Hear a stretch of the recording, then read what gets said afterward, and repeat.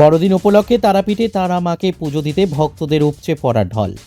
বুধবার 25শে December Christmas বড়দিন উপলক্ষে মা তারাকে পুজো দিতে দূরদূরান্ত থেকে বীরভূমের সিদ্ধপীঠ শক্তিপীঠের তারাপীঠে ছুটে এসেছেন ভক্তরা। সমাগম বাড়িয়েছেন মন্দির চত্বরেও। উল্লেখ্য, বড়দিন উপলক্ষে সরকারি বেসরকারি প্রতিষ্ঠানগুলিতে রয়েছে ছুটির দিন, তাই সেই ছুটির দিনে তারাপীঠ মন্দিরে ভক্তের সমাগম চোখে পড়ার মতো।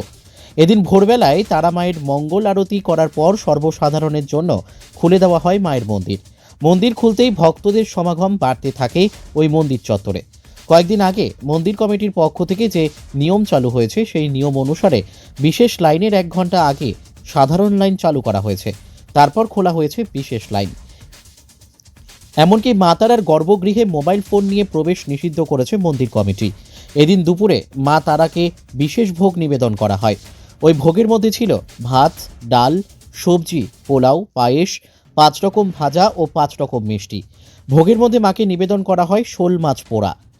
মন্দির চত্বরে পুজো দেওয়াকে কেন্দ্র করে কোনো রকম অপ্রীতিকর ঘটনা যাতে না ঘটে, সেজন্য মন্দির কমিটি ও প্রশাসনের পক্ষ থেকে রয়েছে কড়া নিরাপত্তা।